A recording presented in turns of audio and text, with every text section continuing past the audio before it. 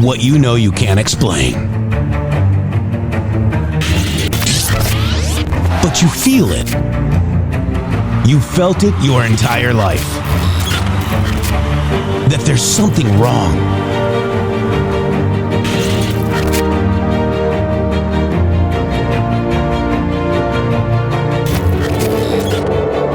You don't know what it is, but it's there. Like a splinter in your mind, driving you mad. Experience the awakening.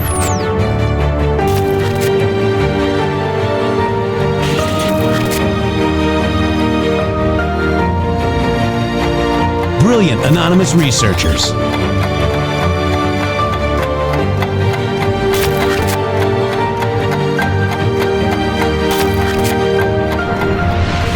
Patriots, join us in the Patriot Army. Trust the plan, pain coming. Boom, boom, boom. Let's go. RedStateTalkRadio.com, Brighteon.tv, Rumble.com/MG Show.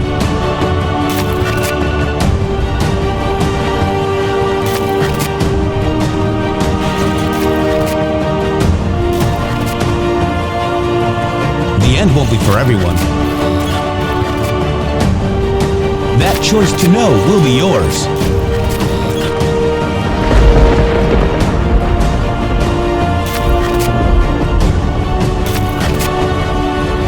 Where we go one, we go all.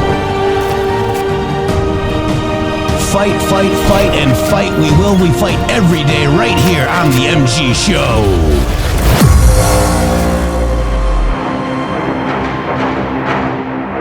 Thank you, thank you, thank you, thank you. Shady, get on over here, my partner in justice. Let's go and...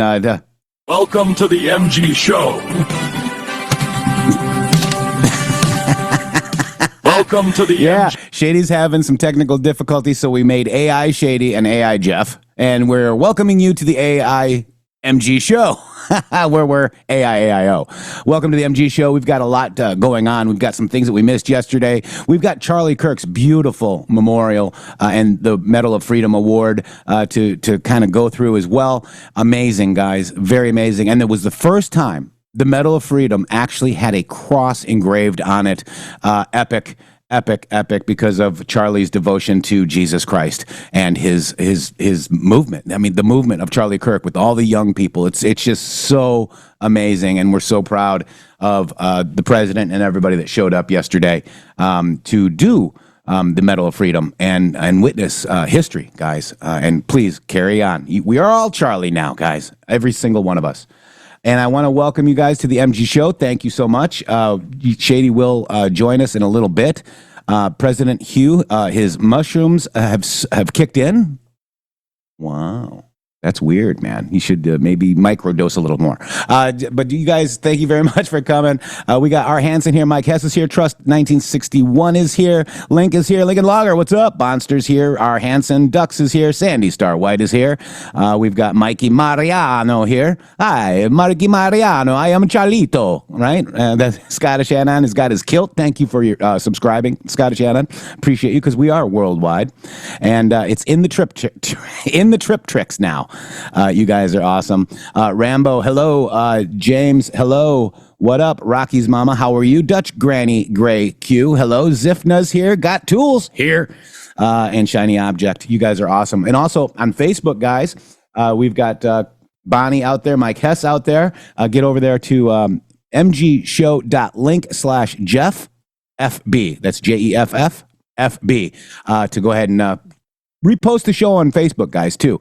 And we're going to go right to President Trump participating in the Argentine Republic, okay, with Milei. It was a bilateral lunch. Let's go ahead and listen in.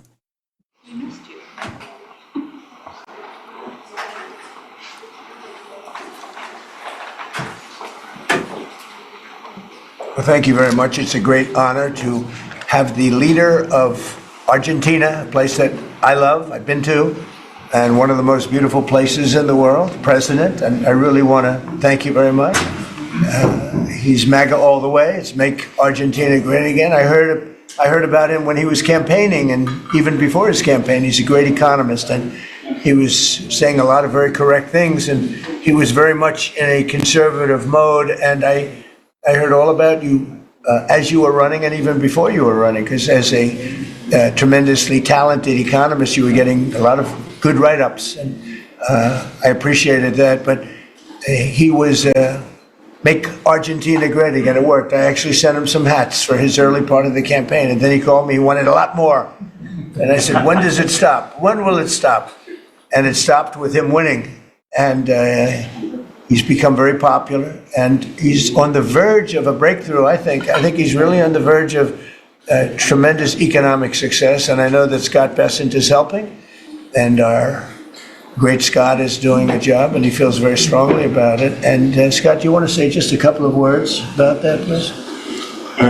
Yes, sir. The president is fighting 100 years of bad economic history and policy, and is Both presidents. Both.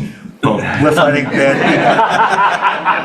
I thought he was talking about the U.S. president when he said that. And there's a midterm election coming up. We think he's going to do quite well, and then continue his reform agenda. Mr. President, as you said, President Obama had a big opportunity during his term, which he wasted. Many governments in Latin America went center-right, and the U.S. ignored them. We are not going to ignore our allies. It is economic strength. We're using our economic strength to create peace, just as you've done all over the world. And it is much better to form an economic bridge with our allies, people who want to do the right thing, than have to have shoot at narco gunboats. So we think that this is an opportunity for the Argentinian people, and that President Milei is the one to do it. He's got a great cabinet. He's got a great team who we've worked with over the past weeks. And the election is coming up very soon, and it's a very big election being watched by the world, because he's done an incredible job, but with that comes some pain, and they have some pain, and now they're coming out of it. I think the victory is very important. Your poll numbers, I hear, are pretty good, but I think they'll be better after this. And, you know, our approvals are somewhat subject to who wins the election, because if a socialist, or in the case of New York City, a communist wins, you feel a lot differently about making an investment. I think, Scott, you'd feel that if somebody that had no chance, in other words, if somebody wins and has no chance of ever having a great economy because of that philosophy, you would put a halt to what we're doing. Yes, sir, and we're confident that President Milei is going to do well. We've been criticized by a couple of American Peronists, like Senator Warren. And she. That's a compliment. Yeah. She has no idea what she's doing. A nasty, horrible senator. Go ahead. Other than that, I like her very much. Yes, and she and her protege in New York, Mandami, who I don't even think he's a Peronist. I think he's more of the communist chauvinismo. So we stand with the president and what he stands for, and the hope for the Argentinian people. And President Trump, just like you, he carries the young people. So it's hope for the future. The Argentines have made the decision to shake off 100 years of bad policy. They went from one of the richest countries in the world to a ton of debt. And I think that with the bridge the U.S. is giving them and the strong policies, that Argentina can be great again. Thank you very much. Please, go ahead, please. Muchísimas gracias por esta recepción. Me siento muy honrado, muy especialmente en este momento en el que, digamos, gracias al gran liderazgo suyo, presidente Trump ha logrado la paz en Medio Oriente. No solo este gran logro que ha sido alcanzar la paz en Medio Oriente, sino lograr el retorno de los 20 rehenes vivos. Además, quiero también felicitar por esa labor y por entender, digamos, la amenaza que es el socialismo del siglo XXI en todo el mundo, y en especial en América Latina, la labor de Marco Rubio. Y también quiero agradecer profundamente el enorme trabajo que ha hecho el secretario Besen, digamos, para ayudar a superar este problema de iliquidez que tenía Argentina como consecuencia, digamos, de los ataques políticos que hemos sufrido por nuestros opositores que no quieren que Argentina vuelva a abrazar las ideas de la libertad y que quieran volver a abrazar ideas perimidas, fracasadas, que en el fondo no son ni más ni menos que caminos que conducen al socialismo. Así es que, en primer lugar, muchas gracias por recibirme, muchas gracias por lo que están haciendo por el mundo libre y muchas gracias al secretario Besen por la enorme tarea que ha llevado a cabo y que, digamos, nos permite tener una ruta para poder transitar tranquilos y hacer lo que los argentinos de bien necesitan, y que creo que va a ser un buen caso para mostrar al mundo que las ideas de la libertad funcionan y generan prosperidad. Muchísimas gracias. Thank you. Thank you very much. Do we have a interpreter that wants to, you all either have that? Has everyone understood? Because I think you made a very important, profound statement, actually. But we could have it interpreted if you want. Does anybody want it interpreted? Would you like that? Would you like it? Can the interpreter speak what, do we have somebody set up for that? You want? It's actually simultaneous, so if the President would like to repeat his statement, we can do it. No, that's okay. Don't worry about it. We'll leave it that way. So it's an honor to have you here. And I just want to tell you that your career has been an amazing one, and it's going to continue with the election. You're going to win the election. We're going to endorse you. I'm going to endorse you today, fully endorse you. And, people in Argentina like me. A lot of people like me. I'm even surprised myself. But we had a great week. We had a great weekend. We had a great period of time in the Middle East. It was very comprehensive. It went very rapidly, and I think it's going to lead to something that's going to be unrecognizable, certainly for the Middle East. What's taken place in the last few days, people can't believe it. I've never seen anything like it. I've never seen the love and the spirit. And I've done a lot of things. I've done a lot of deals. I've done a lot of political deals where countries come into line or whatever, but I've never seen anything like this, the level of love. And it has to do with the mystique of the Middle East, I think, because if I did other countries, I did 7 other settlements of wars, complete settlements of wars, and it was very well received. But this is something I've never seen anything like it. The media covered it very fairly, and even the fake news, of which we have a lot, they actually covered it fairly for a change.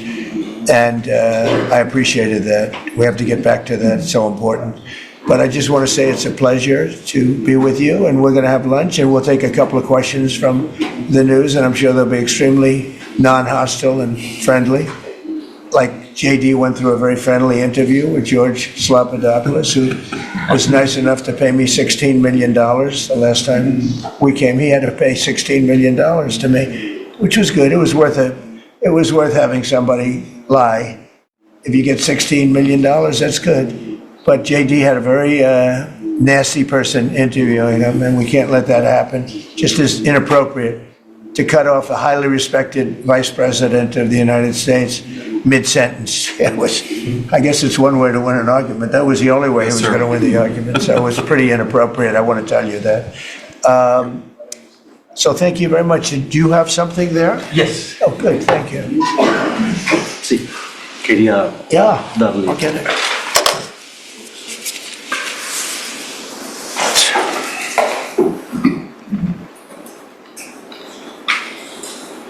That's fantastic. Thank you very much. And when he did this letter, Mr. President, your settlement in the Middle East wasn't done. So we have to do a new letter Let's do it. to include that, because this is a very important. You'll have to add one extra sentence. Exactly. That's great. Thank you very much. This is such a beautiful statement. Thank you very much.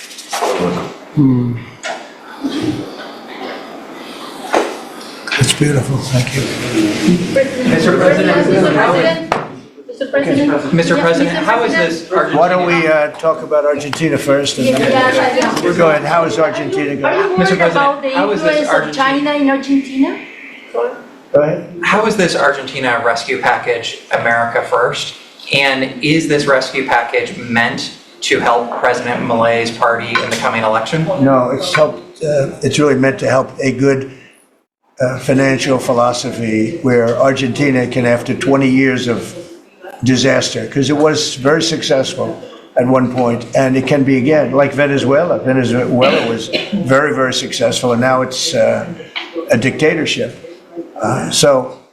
When we can help our neighbors, we're making tremendous progress in South America. South America, Marco was telling me, he's like our great expert here, he really knows it, but you were telling me that so many of the countries are coming our way. And we had, a few years ago, when I just came back, so I've been here now almost 9 months, but when I just came in, I was amazed to see how poorly we've done. We lost so many, and one of them was Argentina, would be lost if he wasn't there. And I think he will be there because the people recognize he's done an amazing job. He took over a real mess. So did I take over a mess. I took over a mess by, the Biden group. And Obama he started it, I'll tell you. Barack Hussein Obama started it. Could you give a couple of words on South America? You were telling me so well yesterday how well we're doing. Go ahead. Well, first of all, we have now 8 or 9, 10 countries, Argentina being foremost among them, that have aligned with the United States on issue after issue in international community events all over the world. In fact, these great allies like Argentina, but I can go into others, Costa Rica, I don't want to leave anybody out, El Salvador, but I think one of the more promising developments is later this month there'll be an election in Bolivia. After 25, 30 years of anti-American hostile government, both of the candidates running in that election, in the runoff election, want strong and better relations with the United States, and another transformative opportunity there. But so I think this is important. This is our hemisphere. It's where we live. And having strong neighbors such as this. And great progress has been made, really. And we'll make more. Absolutely. Over the last 9 months. Really over the last 9 months. Yeah, please. Mr. President, from Argentina, Buenos Aires, Yes. do you imagine soon a free trade agreement with Argentina? Would it be possible soon? Yeah, it will be. Well, we're going to discuss some of it today, but no, we want to help Argentina, and we want to always help ourselves, but we want to help Argentina. And one of the ways we can do, they have great product. And we used to do a lot of trade, and then if you look at what the Democrats, well, they didn't know. They didn't know. Honestly, they didn't know what they were doing. But a lot of that trade disappeared, and they have great product. So we'll be trading with Argentina. That'll be helpful to them, and it's helpful. It's good for us also. Mr. President, is China trying to draw a wedge between the U.S. and Argentina by buying soybeans from Argentina and not U.S. farmers? I would say so. Yeah. And China on China likes to draw wedges. Ships too. Yeah, sure. I guess that's natural. It's China, and it's natural, but it's not gonna mean anything in the end. Mr. Mr. President, from Argentina, should Argentina end the China swap and close the space base in Neuquén? I don't think you should be doing business much with. You can do some trade, but you certainly shouldn't be doing beyond that.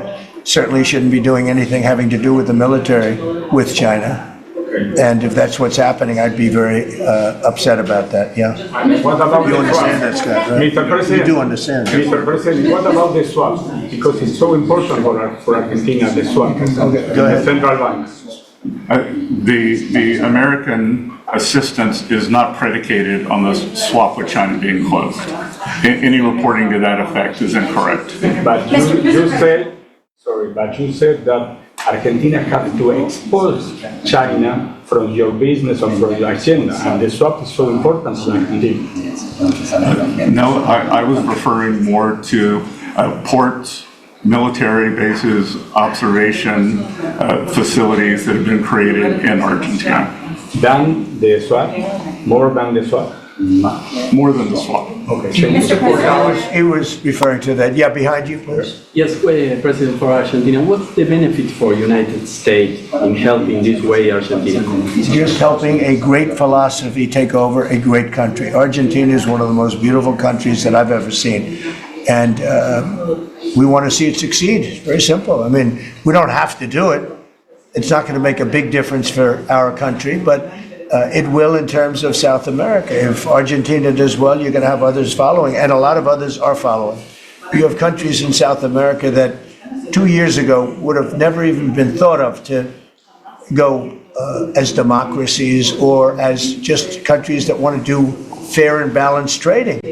And now you mentioned Bolivia, but there are numerous other countries that are coming our way. And Brazil, as you know, I had a very good conversation with the president. I met him at the United Nations before I went up to speak, and then I found that he didn't have a speech because I had no teleprompter. They turned off my teleprompter purposely. They made it impossible for me. But it didn't silence me. I spoke without, and it was a good speech. I mean, it was a good speech. But no, think of that. You go into the United Nations, I'm speaking in front of 158 leaders and the whole world. And I look at my teleprompter and it's dead. They killed my teleprompter. They wouldn't let the man that operated into the booth. Can you believe that? You don't have any specific interest in economic terms for the state? I do have. No, I want to see it succeed. I think it's going to be great, and we will benefit also. But it's not that big a benefit because it's not that big a country, but it's a very important country, and it's a country that can be very successful. There are some countries that will never be successful. This is a country that has great potential if it has the right leadership, and you have the right leadership with this man right here, okay? Mr. President, would you support dollarization? I would say that I'll leave that up to my my economic people, but I like the dollar. I'm very strong on the dollar. And anybody who wants to deal in dollars, they have an advantage over people that aren't. But for the most part, we're keeping it that way. I think if Biden would have, that group would have gotten elected, meaning Kamala, you wouldn't have the dollar as your currency anymore. You wouldn't have a world domination by the dollar if I didn't win this election. And now the domination like BRICS. I told anybody wants to be in BRICS, that's fine, but we're going to put tariffs on your nation. Everybody dropped out. They're all dropping out of BRICS. BRICS was an attack on the dollar. And I said, you want to play that game, I'm going to put tariffs on all of your product coming into the U.S. They said, like I said, we're dropping out of BRICS. And BRICS is like, they don't even talk about it anymore. Scott, you want to add to that, please? We're very happy with the current currency arrangement. Mr. President. Your ABC fake news. I don't want to. Go ahead, Brian, please. First of all, congratulations. I don't take questions from ABC fake news after what you did with Stephanopoulos to the Vice President of the United States. I don't take questions from ABC fake news. Brian, go ahead. Yes, sir. First of all, congratulations on achieving peace. You are indeed the peacemaker. Hard to believe, right? Did you ever think I was going to be called a peacemaker? Actually, I did. I did too. Go ahead. But on a lighter note, Elizabeth Farah, she is one of the hosts on ABC's show The View. She said a while back, I'll quote, "If Trump gets Israeli hostages out, I promise I will wear a MAGA hat for one day on this show and say thank you for doing it."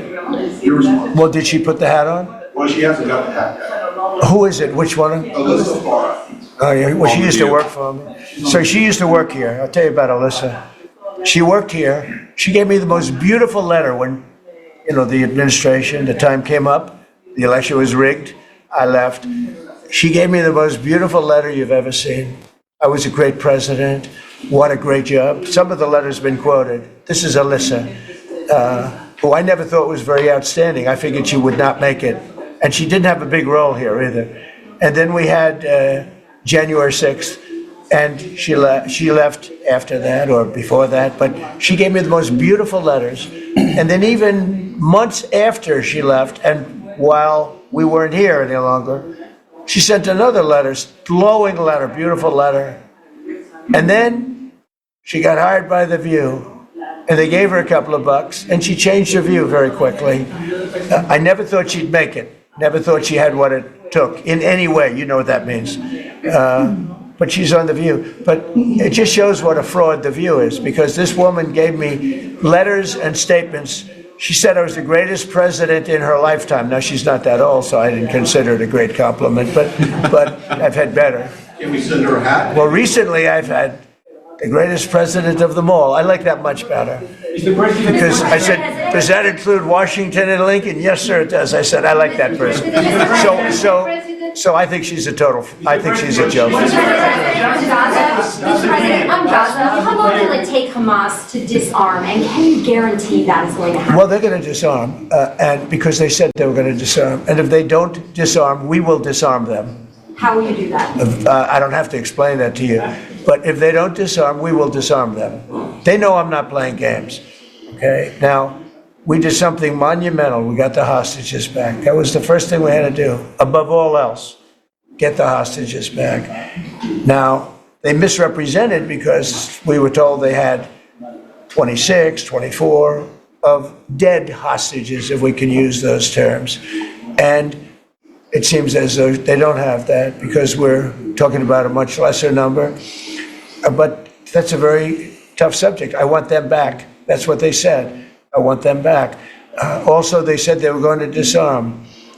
And initially speaking, they needed, they did take out a couple of gangs that were very bad, very, very bad gangs. And they did take them out. And they killed a number of gang members. And that didn't bother me much, to be honest with you. That's okay. We had a couple of very bad gangs. It's no different than other countries. Like Venezuela sent their gangs into us, and we took care of those gangs. We have Washington, D.C.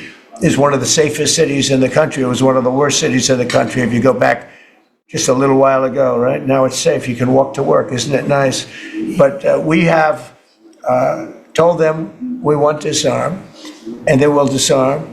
And if they don't disarm, we will disarm them. And it'll happen quickly and perhaps violently.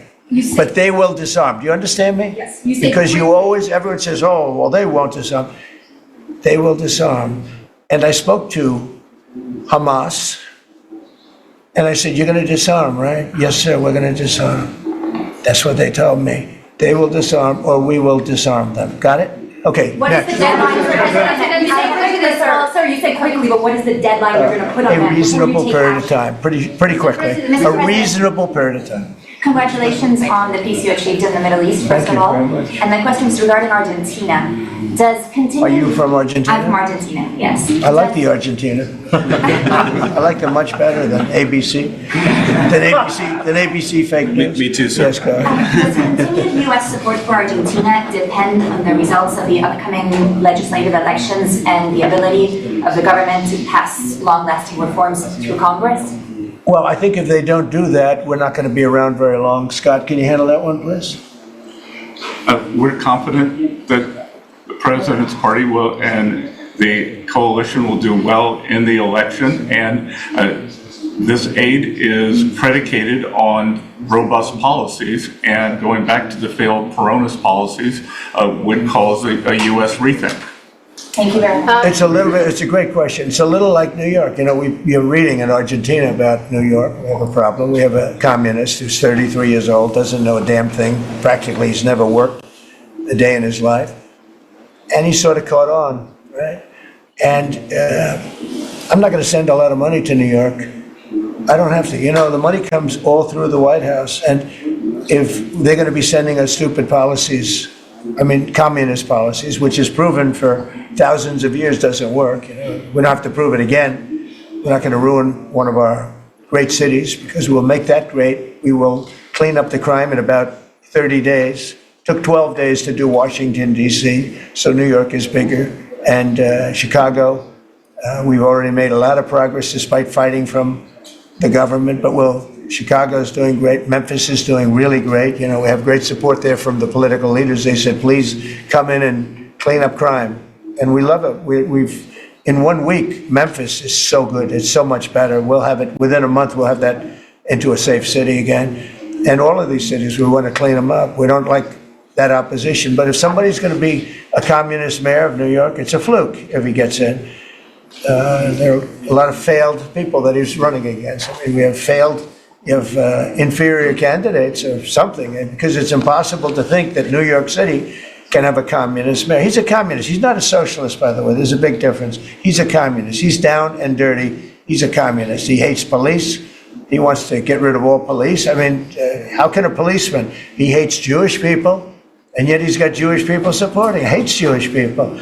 So it comes through the White House. The funding for New York and for every place comes through the White House. And I'm very generous, and I was always very generous with New York, even when you had opposition there, but I was always very generous. But I wouldn't be generous to a communist, a guy that's going to take the money and throw it out the window, because you're talking about hundreds of billions of dollars. And we're not going to let somebody get into office and squander the taxpayer money from this country. We're not going to let it happen. So it's a little bit like that with, if you take a look at Argentina, if the president doesn't win, I know the person that he'd be running against, I believe, probably, we probably have the person. The person is extremely far left and a philosophy that got Argentina into this problem in the first place. So we would not be generous with Argentina if that happened. If he loses, we are not going to be generous with Argentina. Mr. President, you talk about the Argentina and important in the Latin American. What is your plan for Venezuela? What is the terrorism, the narco-terrorism in the President Maduro? What is your plan? Well, Venezuela's done a couple of things very badly. Number one, we get drugs and all of that. But we get something in a way worse, because they're a big purveyor of drugs, but we have worse. What they do very well is they send their criminals into the United States, and they send Tren de Aragua, that you know very well. You're from Venezuela, I assume. And they send them in by the thousands, literally. And these are the worst of all. And they empty their prisons into the United States. They empty their mental institutions into the United States. And because we had a president who's low IQ, he didn't realize what was going on. And the people that are high IQ that surround him, but they happen to be lunatics, radical left, they're highly intelligent, radical left lunatics, okay? So in a way, that's worse than having a guy like Biden. But they ran the show. You heard about the Autopen, the person that really operated the Autopen, but it was really the people that told the person that operated the Autopen what to do. Those are the people that really were president, okay? So we're not going to stand for it in this country. And by the way, that Autopen thing is under serious investigation. Just this, I don't think you care, because you're from Argentina, you couldn't care less about that. But I just want to say, because I do the weave, you know, the weave, cover a lot of different subjects. But the people that are involved in that Autopen scam, because he barely signed anything. I mean, this guy, I don't know how you can be president. He barely signed it. But the only thing we can find for sure is that he signed Hunter's pardon. Hunter's pardon. I like that. That's a combination. So we're going to work very much with the president. We think he's going to win. He should win.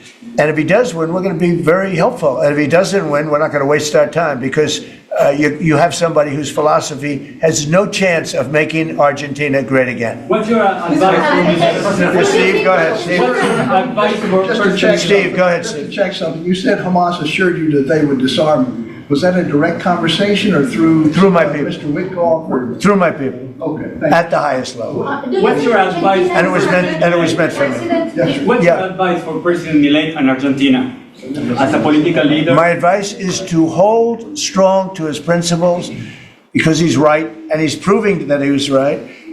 He's got one problem. He's got people that are giving him tremendously bad press, even though they know it's wrong. He's got to hold true to his principles, because he's going to win. He's going to win. He's doing the right thing. Everybody knows he's doing the right thing, but you have a radical left sick culture that's a very dangerous group of people, and they're trying to make him look bad. I believe he's going to win out. And what about the rivalry with China in the south? China? China in the Well, you have to be careful with China. Look, everybody deals with China. They have to deal with us too. We have to be careful with China. Look, I have a great relationship with President Xi. But sometimes it gets testy because China likes to take advantage of people, and they can't take advantage of us. But we have a fair relationship with China, and I think it'll be fine. And if it's not, that's okay too. You have to do and go where the punches are thrown.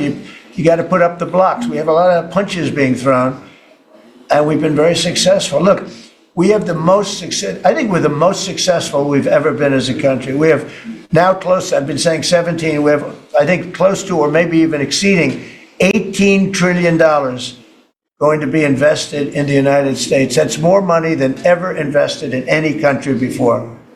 Even countries with much bigger populations like India or like China, nobody's ever had $18 trillion invested in the country. We have, and that's because of November 5th election, because I won. Oh, if she won, you'd be negative. You'd have people getting out of the country. This country would have been in a major depression. If she won, we would have been 1929. And they'd like to see that anyway. That's why they keep the government closed. They have a shutdown based on nonsense. They want to give away 1.5, think of it, they want to give away $1.5 trillion to people that come into the country illegally. And as you know, the borders now are closed.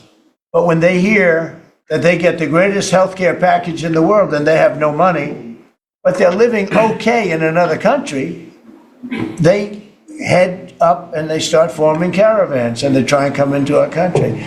But the big problem is they want to give health care to people that should not get health care.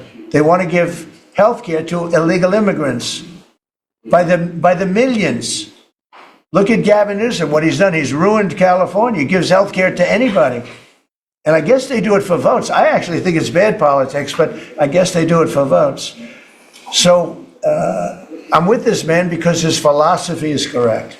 And he may win and he may not win, but I think he's going to win. And if he wins, we're staying with him. And if he doesn't win, we're gone. How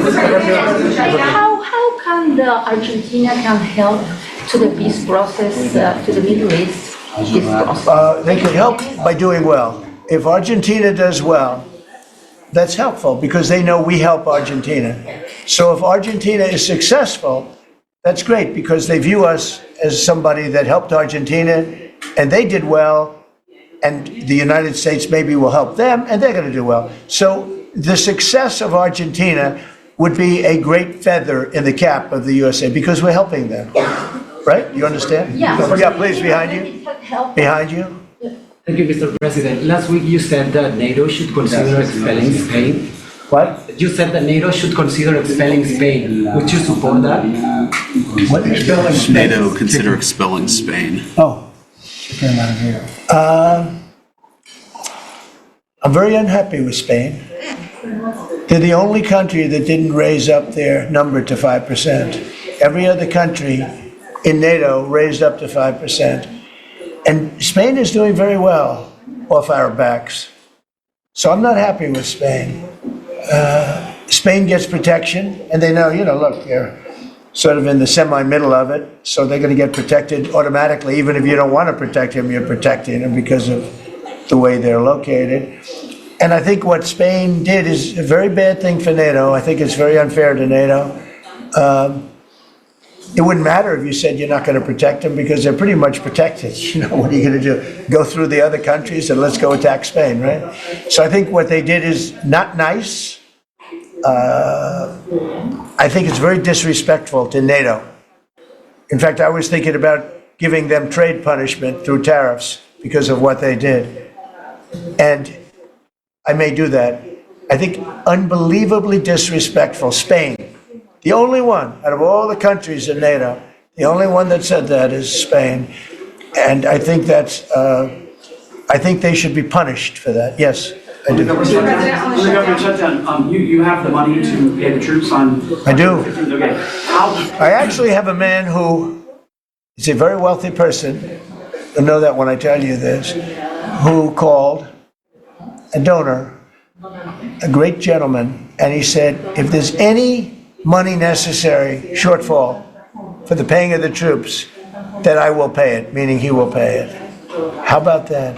I said, look, we're not going to need it. We're going to take care of our troops, but This was a position that's being forced upon us by Democrats, and all they have to do is just sign a piece of paper saying we're going to keep it going the way it is. You know, there's nothing. It's not like it shouldn't even be an argument. They've signed it many times before. I don't want to bore you with the fact that Schumer said 100 times you should never close up government, but Schumer's a weakened politician. I mean, he's going to finish his career as a failed politician. He's a failed politician. He's allowed the radical left to take over the Democrat Party.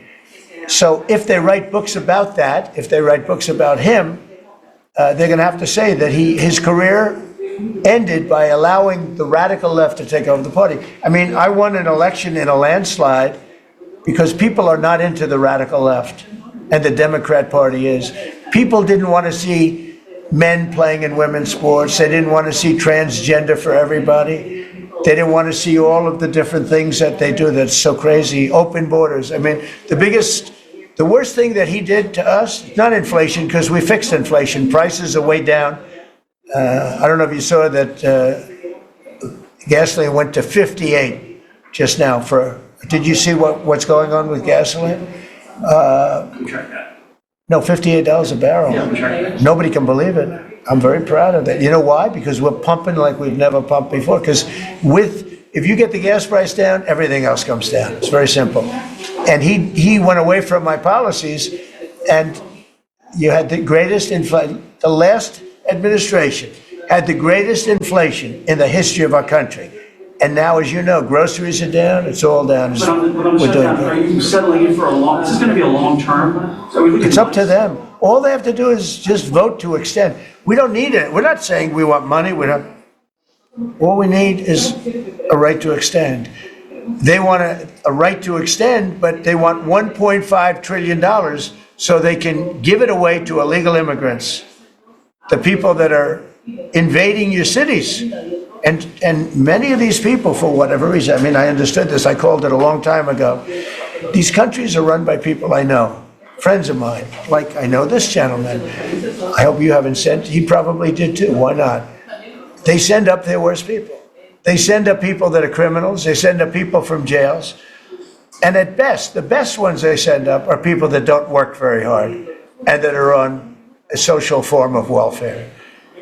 And they're sending those people into the United States. I don't blame them. I'm angry at them, but I don't blame them. But I'm really angry at Biden and Kamala and that group of lunatics for allowing it to happen, because it's the hardest thing. Now, you know, we're sending them out. It's incredible the job that Christie and Tom Homan and the whole group is doing.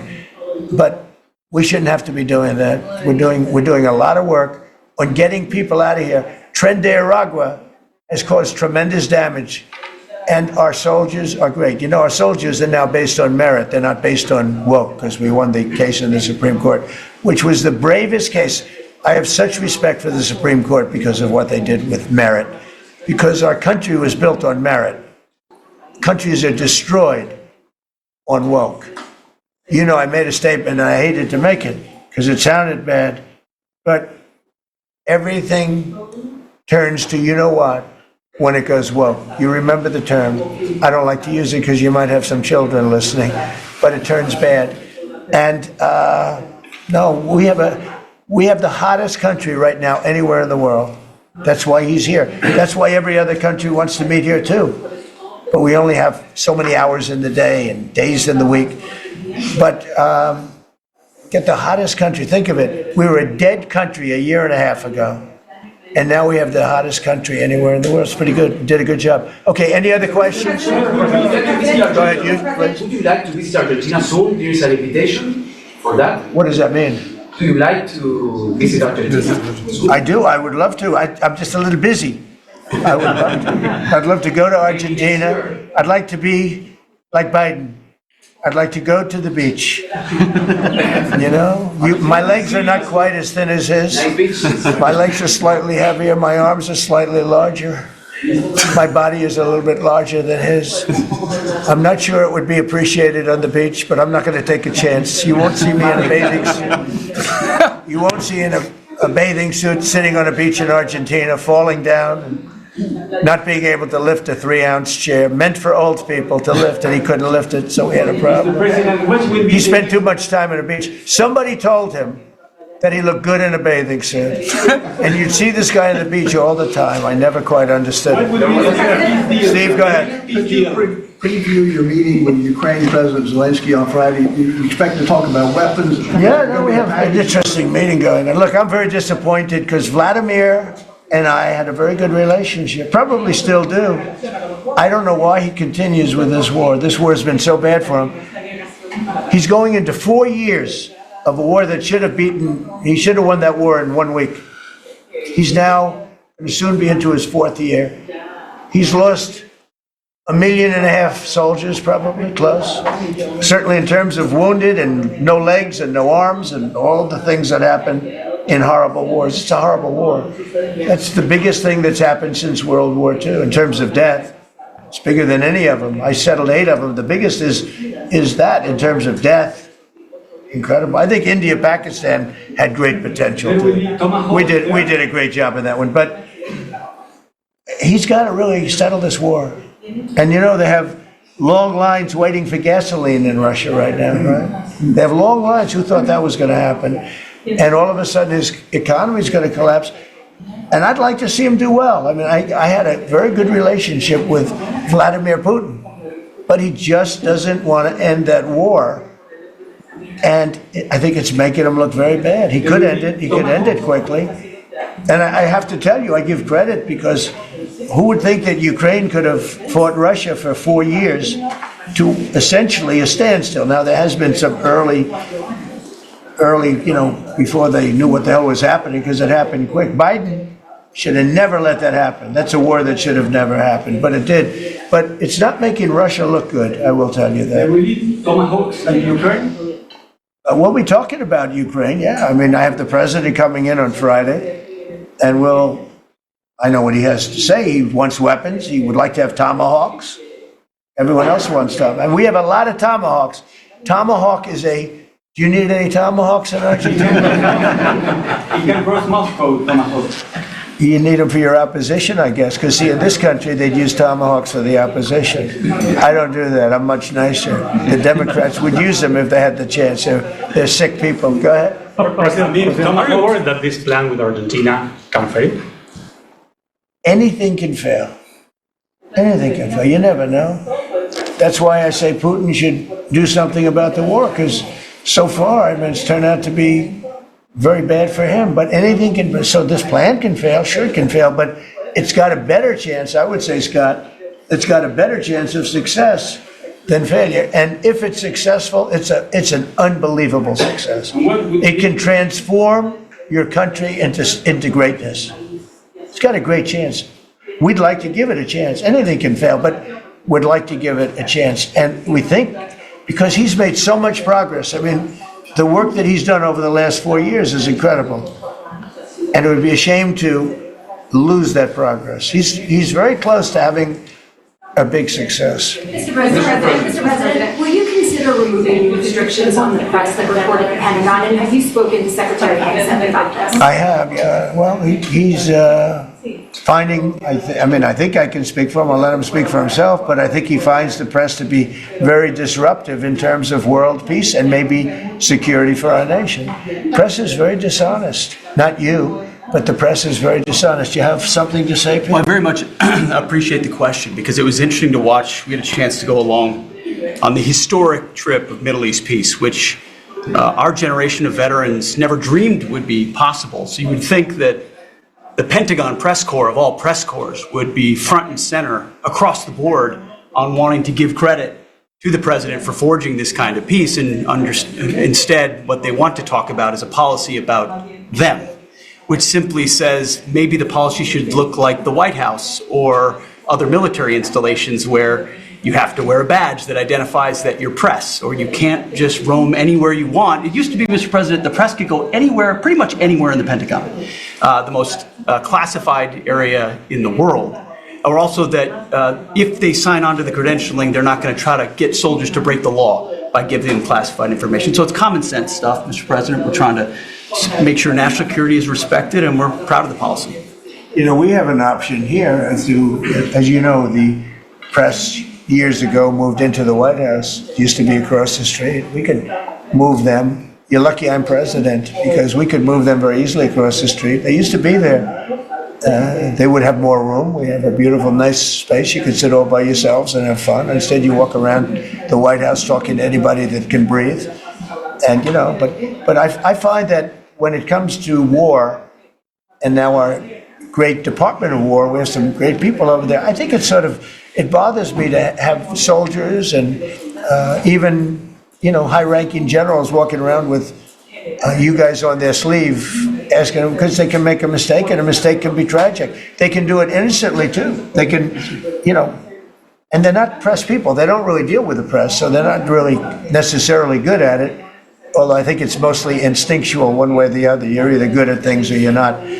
But I could see you being bothered by that. And so you have them in an area, and you treat them fairly, but they're not allowed to go into Much like the, somebody's office and sit with them for 10 hours. Right? yes, sir. Yeah, I can understand. Boston had some street takeovers that we saw. Are you going to work with or try and work with the mayor of Boston? And then they have a World Cup. They have several World Cup games. I know Argentina does have World Cups. They have several World Cup games. Could those games move to cities that do work? It could. We could take them away. I love the people of Boston. I know the games are sold out. But your mayor is not good. They're worse than her. At least she's intelligent. Some are extremely low IQ. Those bother me more. She's intelligent, but she's radical left. And they're taking over parts of Boston. That's a pretty big statement, right? We could get them back in about 2 seconds. All she has to do is call us. We'll go in and take them back. But she's afraid to, because she thinks it's bad politically. She can take them back, too. The Boston police are great. I know them. They love me. She'll never tell them to go after Trump, because they love me and I love them. And I got a tremendous police vote and military vote, and fireman vote, all of them. No, I think she is hurting Boston. The answer is yes. If somebody is doing a bad job, and if I feel there's unsafe conditions, I would call Johnny, the head of FIFA, who's phenomenal, and I would say, let's move it to another location. And he would do that. He wouldn't love to do it, but he'd do it. Very easily he'd do it. And this is the right time to do it. If I thought Boston was doing something that was going to cause safety conditions for the World Cup, I could say the same thing for the Olympics, because we have events that are in different locations for the Olympics. It's based in LA. If I thought LA was not going to be prepared properly, I would move it to another location if I had to. On that one, I'd probably have to get a different kind of a permission, but we would do that. Gavin Newsom, he's got to get his act together, because had we not gone in at the beginning of my term, had we not gone in with a very strong, powerful force, they would have lost LA. Now, you already lost 25,000 houses to fires. You got a big scar right in the middle of the city. And that should have never happened, because they should have had the water flowing in from the Pacific Northwest. All they had to do is open up the valves. He didn't want to do it. And he didn't want to do it, he says for environmental reasons. I don't believe that, but for some reason he didn't want to do it. Lost 25,000. You had no water in the fire pumps. You had no water in the sprinkler systems in the ceilings. There were no houses. Normally the things would go in you might not have lost 2 houses. So if he doesn't play ball, we're going to have to be very tough with him. He's done a bad job. Just to finish off on that, so when we went in, we did a phenomenal job. We went in with great force, and that was the end of it. We put it out. We extinguished that fire, which was agitation, and it was a very dangerous position to be in. And we went and did a great job. But the chief, said we could have never done this without President Trump and without the federal government coming in. Okay, that was it. He said that. Now, 2 or 3 weeks later, he said, we could have done it. But he knows he couldn't. The city was going to be taken over if I didn't go in. And you have to remember that. Los Angeles was going to be taken over. And we have it where the chief said it, I believe numerous times, but that was as it was happening. That was a rough one. That was nasty. And if we saw a situation like that, we'd be forced to make a move.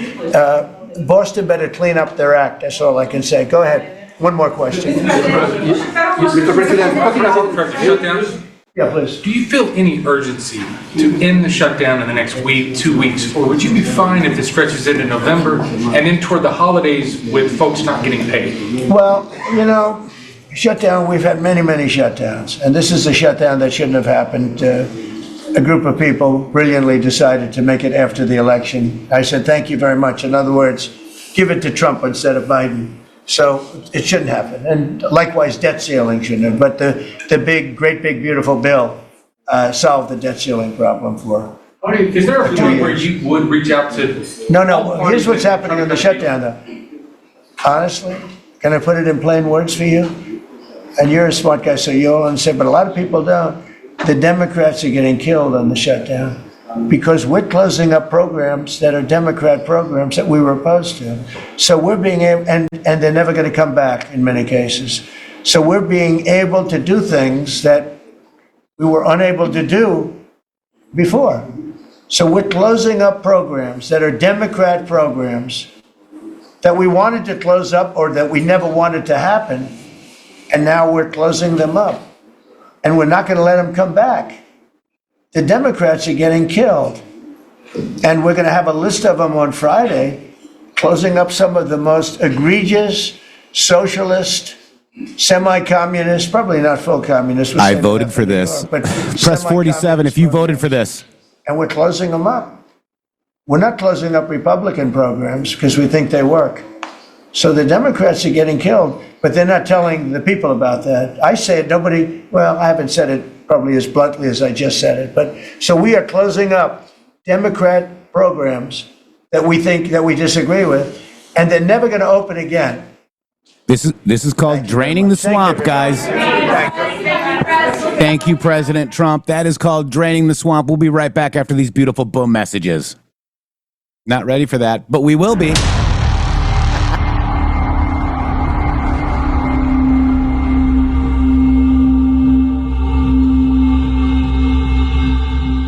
Hello to all of you beautiful patriots out there. First of all, let me just thank you all for supporting this show. We wouldn't be here without you. But I have a huge announcement regarding donations. It has come to our attention that using the Rumble app is taking an additional 30% of your donation to the show. Let me explain. According to our TOS, Rumble takes 20% of all donations made through the web browser. And that's a 20%. It's a good deal if you consider other platforms like YouTube and such. There is a hidden cost that we just found out. For example, we received the generous $500 donation from Spill Tea, and thank you so much for that, from the Rumble app on Apple. So Rumble took 20% and Apple took an additional 30%. We brought that to Rumble and they said, well, Rumble's take of tips and donations is 20%. That's if the transaction is done through the web browser. If using the Android or iOS app, it's an additional 30% collected by those platforms. So please use the web browser to make your donations to the show and avoid the hidden fees by Apple and Android. That's right. You can also support us at GiveSendGo/HelpMGShow, mg.show/donate. We have PayPal and Cash App. Both are at RealMGShow or $RealMGShow. Please help us out. We appreciate it. Thank you. Thank you.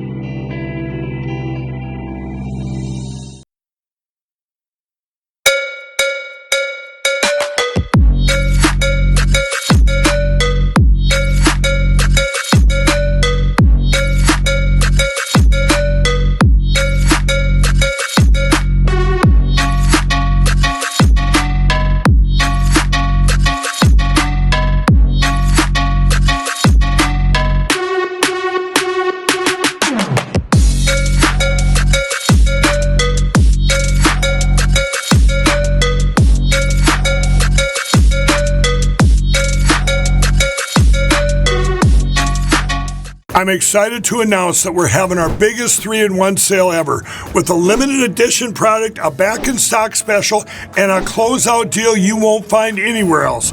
So go to mypillow.com or call the number on your screen. Use your promo code to get our MyPillow bed sheets only $29.88. Any color, any style, any size, even kings, regular $119.98, only $29.88. Once they're gone for good. How about our My Towels? They're finally back in stock, but not for long. Get a 6-piece My Towel set, regular $69.98, now only $39.98. And for the first time and the only time ever, get our limited edition premium My Pillows. They're made with Giza cotton and designer gusset. Queens $17.98, Kings only $19.98. So go to mypillow.com or call the number on your screen. Use your promo code to get the best offers ever. Quantities are extremely limited, so order now. Go. So this is why your faith is the most important thing.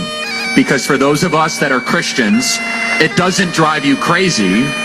You actually see what's going on, which is that we do not wrestle against flesh and blood, but against principalities and darkness and spirits, that there's a spiritual war here. You have no idea what you just have unleashed across this entire country. The cries of this widow will echo around the world like a battle cry.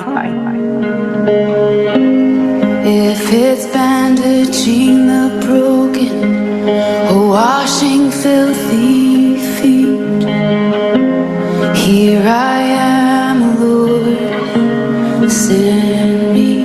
If it's loving one another, even when we don't agree, here I am, Lord, send me. There is a God, and we are not him. There is an entire dimension of angels and demons. If I'm poor, if I'm wealthy, I'll serve you just the same.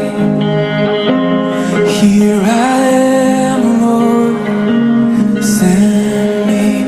On the mountain or the valley, I will choose to praise.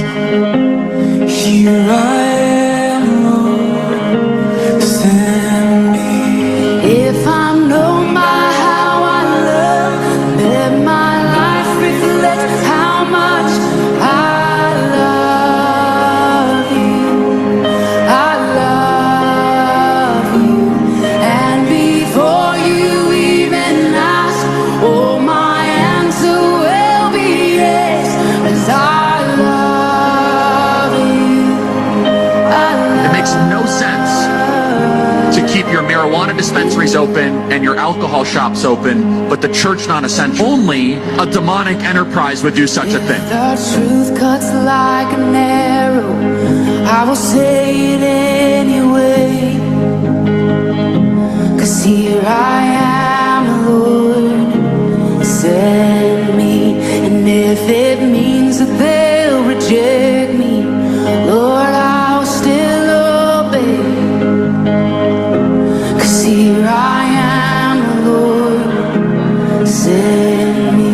And if I'm known by how I love, let my life reflect how much I love you. I love you.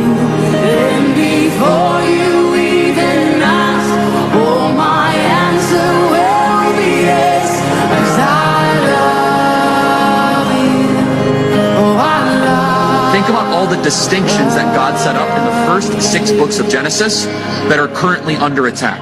The distinction between male and female. The distinction between man and nature. The distinction between the holy and the profane. The distinction between good and evil. But it is Satan's goal to blur and eventually destroy those distinctions. Well done, good and faithful. I live to hear you say, here I am, Lord, send me. Oh, here I am, Lord, send me. This is a great embodiment of the American left. You can't debate, so you want to go to blows. Oh, if I'm known by how I love, let my life reflect how much I love you. Oh, I love you. And before you even ask, oh, my answer will be yes, 'cause I love you. I love you.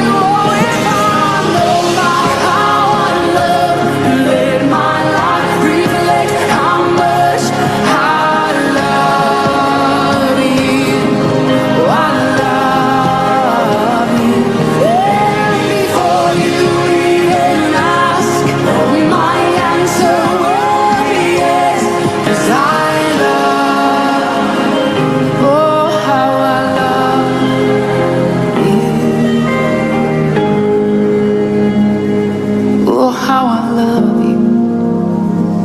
With everything, with all my dreams, with all my hopes, how I love you, God. You can have it all. Charlie was a giant of his generation, a champion of liberty, and an inspiration to millions and millions of people. We miss him greatly, yet I have no doubt that Charlie's voice and the courage he put into the hearts of countless people, especially young people, will live on. I will soon be awarding Charlie Kirk posthumously the Presidential Medal of Freedom.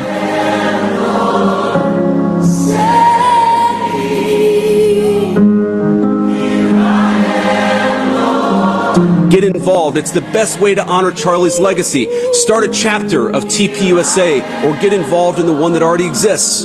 If you're older, volunteer for your local party, write an op-ed in your local paper, run for office. I can't promise you this is going to be easy. Can't promise you that all of us will avoid Charlie's fate. Can't promise you that I will avoid Charlie's fate.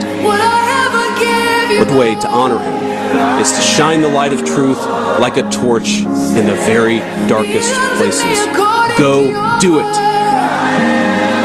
We owe it to our friend to ensure that his killer is not just prosecuted but punished. And the worst punishment is not the death penalty, but the knowledge that Charlie's mission continues after he's gone. All right, welcome back to the MG Show. Amazing tribute to Charlie Kirk. Somebody said, stop, being sad or quit crying, rejoice instead. We are on this earth for a purpose. Some people do still cry, and that's okay. But it's also in a rejoiceful manner as well. Thank you, Charlie Kirk, for doing what you did. Shady, do I got you here? Yes, sir. I'm here, my friend. All right. So just wanted to welcome Shady to the show. There he is right there. See? I'm here, but I'm not here. But I just want to thank you. Yeah, he's having some technical difficulties over there at his home studio, but Shady, glad you made it today. Yeah, man. The message today is so powerful for all of us to be understanding and for all of us to recognize the moment that I think that we're at in the country as far as the value of discussion. I think it's very interesting as it's been a month. Now since Charlie was assassinated, that, the conversation is coalescing around the idea that he was talking to people, right? Like that's his legacy. His legacy was that he would talk to people, and he was killed because he would talk to people. And I think that is the message that we're going to take, as a country forward with this, to recognize that's what the left is afraid of, guys. The point being made that, okay, you're going out and you're making all this noise in the street and you're protesting and you're mad at the people that are there to hear your message and relay it.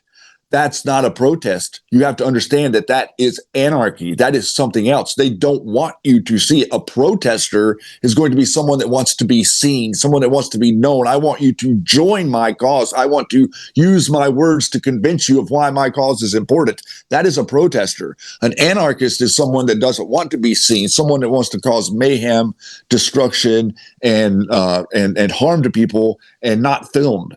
And so that's the differentiation that I think America is coming to right now. And Charlie represents one side and Antifa represents another. And I think the American people have a pretty distinct choice in what is it that you believe in? Do you believe in freedom of speech, or do you believe in censorship?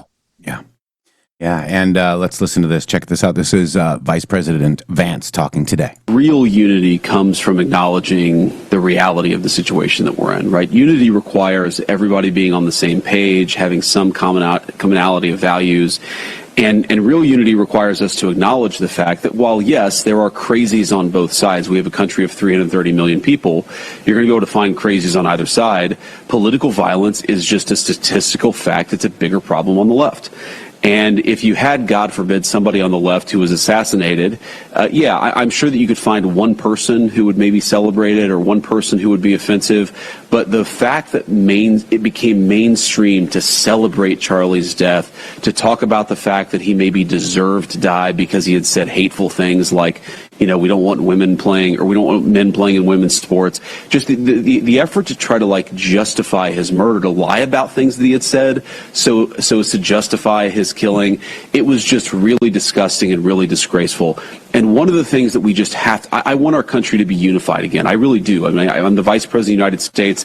I really do feel like I represent every single person, even the people who say disgusting things. But if we're going to have real unity in this country, we're all going to have to acknowledge that killing people for what they think and what they believe is wrong. And right now, that violent impulse is a bigger problem on the left than the right. Yes, it is. And we need to call it out, Shady. We do. And instead of calling it out, what are the people on our side doing? They're feeding the fire with stuff that they can't prove. They're attacking Donald Trump with Israel narratives. They're attacking him with Epstein narratives. They're attacking him with, Charlie Kirk didn't kill himself narratives. Like these things, there's a reason people can't understand why we're so animated toward this thing that's generating all of this garbage around us. This is why, because it's creating an apathetic group of people within the Republican Party. Yeah. That are no different than the people on the left. Yep. And J.D. Vance continues. Check this out. You have to acknowledge the problem before you can actually solve it. And right now you have a number of people who actually think words are violence. And if words are violence, then one reasonable response to people saying things you don't like is to kill them. And we have to just completely reject that in the United States of America. It's one of the reasons why I wanted to get out there to Ole Miss to go and do this, because I think that engagement really matters. And it's not most people, right? This is the good news. It's not most people who think that Charlie, meaning most people on the left who think that Charlie deserved to die because they said something that they had disagreed with or that they even found offensive. But it is a large enough and powerful enough minority. It's pretty well funded. There's a lot of resources behind it. There are a lot of powerful media voices behind it. And it is, I think, the most significant domestic problem we have in the United States of America is this justification of violence, which then, of course, leads to the real thing. We have to acknowledge, and we are the majority, but it's a very powerful minority, Shady, funded by very powerful people and very powerful voices on the MSDNC, on the mainstream media. We need to understand that you need to understand that you're the majority, guys. And also understand that the echo chamber of the media landscape that's not relevant now. What Charlie did was Charlie Kirk created a group of people that are ignoring all of it. Our generation and older-ish, a little younger, are caught up in this reality that we grew up in, where everybody saw the same thing on TV and everybody heard the same thing on the radio. The young group is not in that echo chamber of CNN and MSNBC. The only people watching that stuff are our generation, and so you're not seeing this these people that just came out to support Charlie Kirk. You're not seeing them go off of the deep end right now. Why is that? Because they're not committed to a side. They realized that there was a uniparty. Yeah. To start with. It is a uniparty. And, the No Kings, which is indivisible, which is Tides Foundation, George Soros, Arabella Advisors, we've known them since, the Doge protests. Actually, the Green New Deal, they were signing petitions to get the Green New Scam funded. These people don't have your best interest at heart, guys. And I think that people are starting to realize this, Shady. I think that they're starting to understand that it's connected. All of this stuff is connected. The Green New Deal, the neocons, the Middle East War, NATO, all of the Cold War, all of these different things. All of this stuff is the old world. It's the old guard. It has nothing to do with what we're doing. It has nothing to do with the golden age. It has nothing to do with what each of us have. We all have our slate is being wiped clean to some degree as a country, to say, look, no, we're not going to tolerate this thing. You people say that you're more moral than we are, and you're allowed to lord over us because and then you all celebrate when Charlie gets shot in the neck. Yeah. We're done with that. It's not a very good example to be set. And, the Great Awakening is what we're going through. And nobody said the Great Awakening would be easy, guys. We did not say that. No. or easy to navigate. I've been going back and forth with a number of people, online that just cannot understand why we aren't like anybody else, guys. Yeah. Like what the two of us are doing here is Dare to be different. Yes, we've done that. We've set ourselves apart, and I'm going to make sure that I differentiate whenever I talk. Nobody is doing what we're doing. We're not like in this big group of people where everybody's doing the same thing and we're the next voice. What we're doing here is very similar to what Cooper did 30 years ago. We're a voice in the wilderness at the MG show. This is a very a very unique broadcast that you're hearing here. And you said you're very animated, but right now you're not, Shady. You're just a smiling little Shady. I know, and right here on the sweet. MG show. I seem so sweet and innocent, don't I? You did. All right, so let's listen. I want to listen to Erika Kirk, guys, when she accepted the Presidential Medal of Freedom. Let's listen to this amazing speech, guys. Okay, here we go. Thank you, Mr. President, for honoring my husband in such a profound and meaningful way. And thank you for making this event a priority amid the peace process in the Middle East. Thank you. Very grateful. Charlie always admired your commitment to freedom, and that's something that both of you shared. So thank you. Your support of our family and the work that Charlie devoted his life to will be something I cherish forever. So thank you. To our gracious First Lady in her office for making this event possible. Thank you as well. It's beautiful. To Vice President and the lovely Usha fans, your friendship has been an unbelievable encouragement. Thank you. And to all our friends and family that are here and watching from all around the world, thank you for loving us. Thank you for praying for us and for believing in what Charlie believed in. And to our Turning Point USA staff and the Charlie Kirk Show staff, we love you more than you could ever know.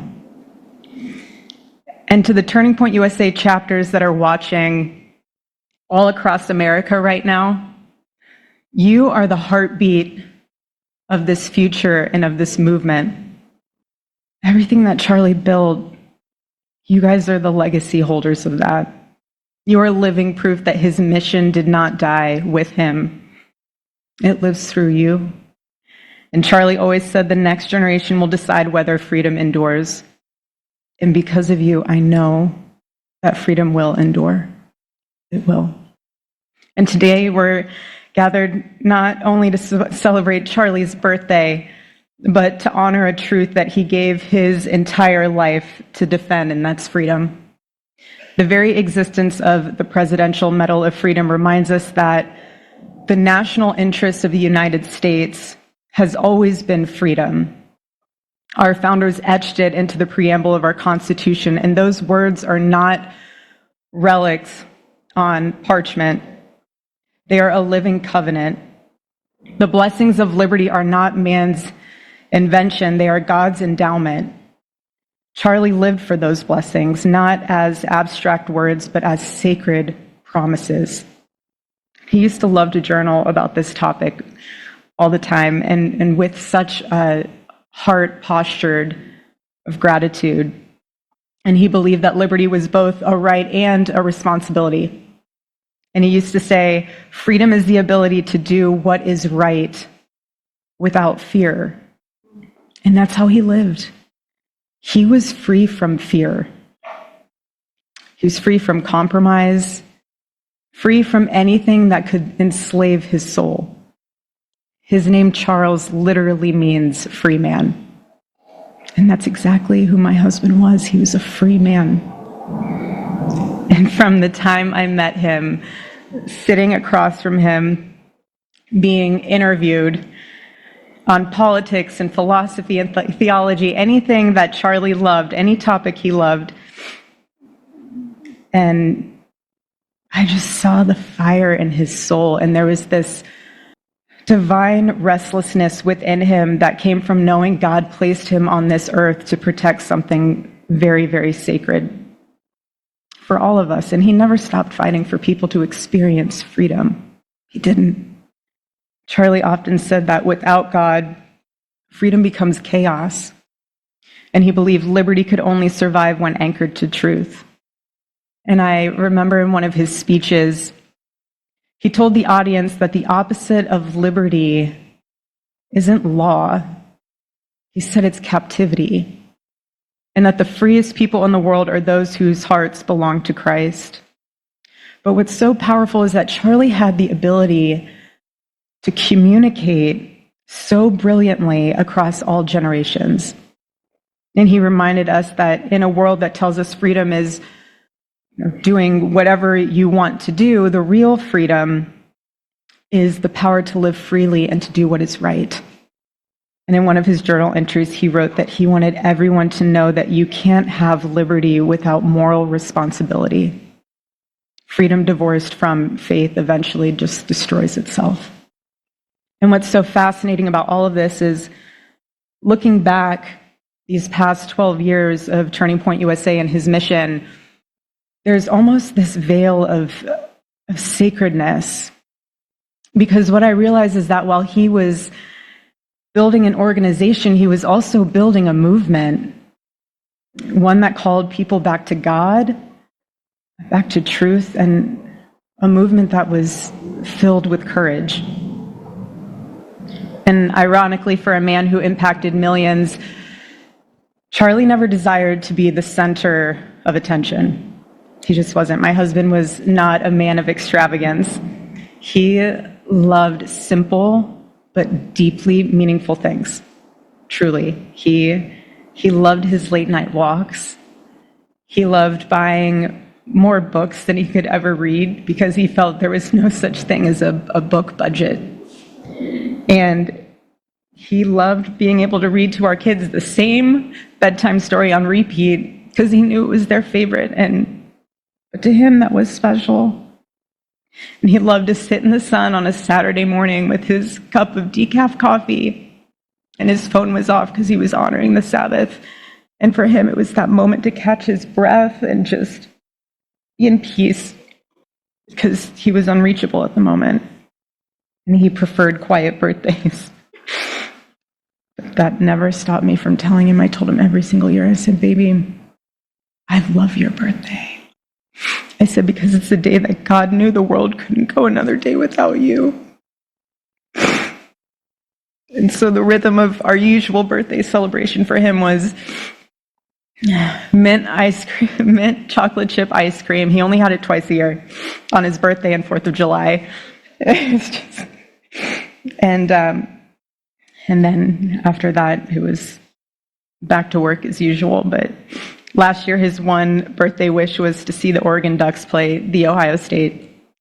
And they won. Oregon won that night.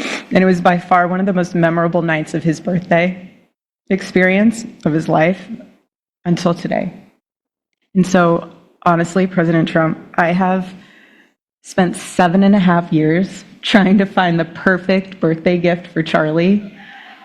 And it's so difficult. And those of you that have spouses or loved ones, you know how difficult it is sometimes to buy a gift for someone that you love, because he wasn't a materialistic man, so that also did not help.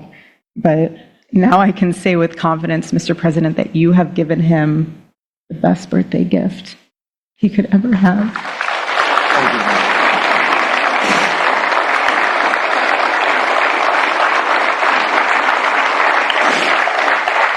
It's such an honor and the recognition of a life lived for defending freedom.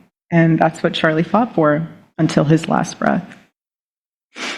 And it was written across his chest in those final moments on one of his simple t-shirts that always carried a message, and this one bearing a single word, freedom.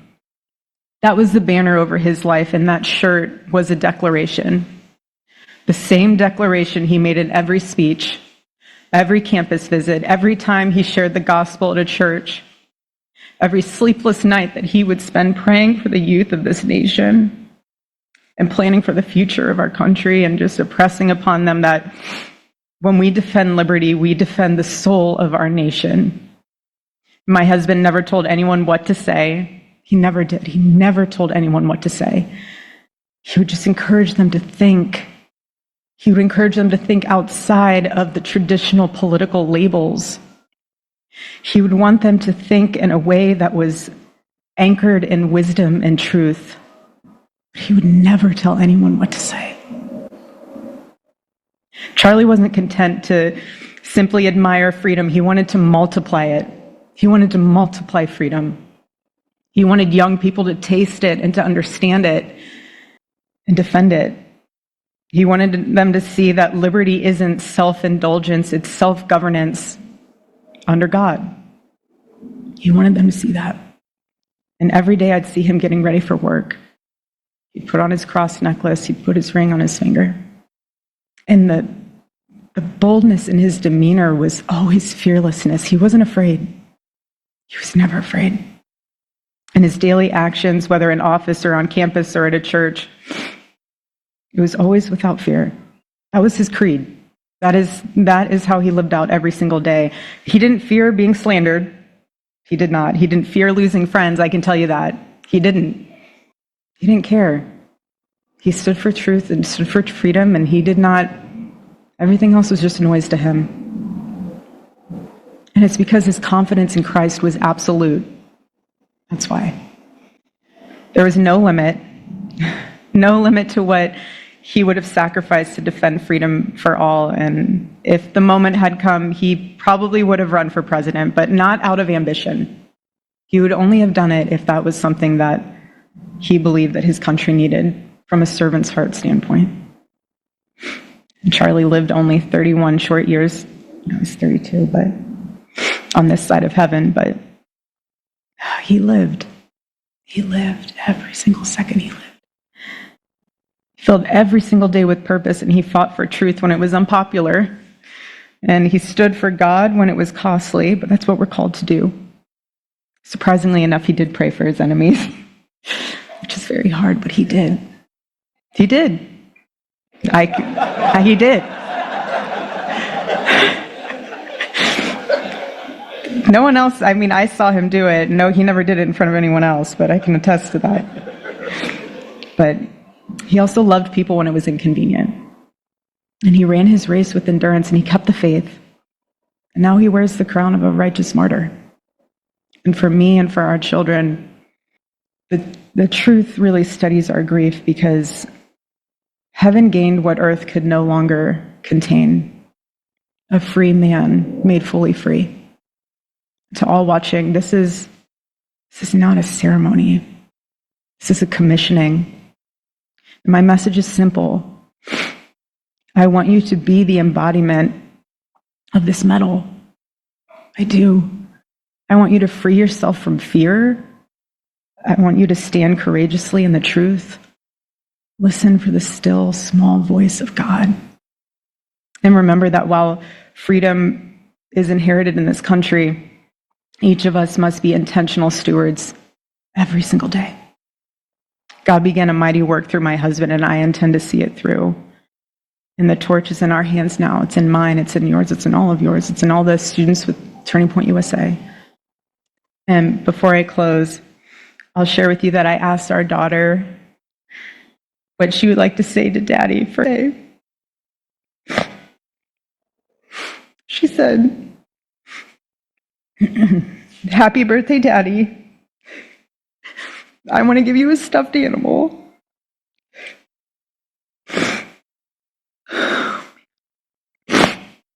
I want you to eat a cupcake with ice cream. And I want you to go have a birthday surprise. I love you," is what she said. And while our son is precious, he can't yet speak, in classic Kirk family fashion, his actions spoke louder than his words, and his gift to you, Charlie, and myself for that matter, was deciding to become the man of the house and be fully potty trained at 16 months. But Charlie, baby, I know that you're celebrating in heaven today, but gosh, I miss you. We miss you, and we love you, and we promise we'll make you proud. And Charlie's life was proof that freedom is not a theory, it's a testimony. He showed us that liberty begins not in the halls of power, but in the man of a heart surrendered to God. And so today, as we honor Charlie with this incredible Presidential Medal of Freedom on his birthday, I stand here with tears and just humbled heart and spirit, because his story reminds us all that to live free is the greatest gift, but to die free is the greatest victory. Happy birthday, my Charlie. Happy Freedom Day. God bless you.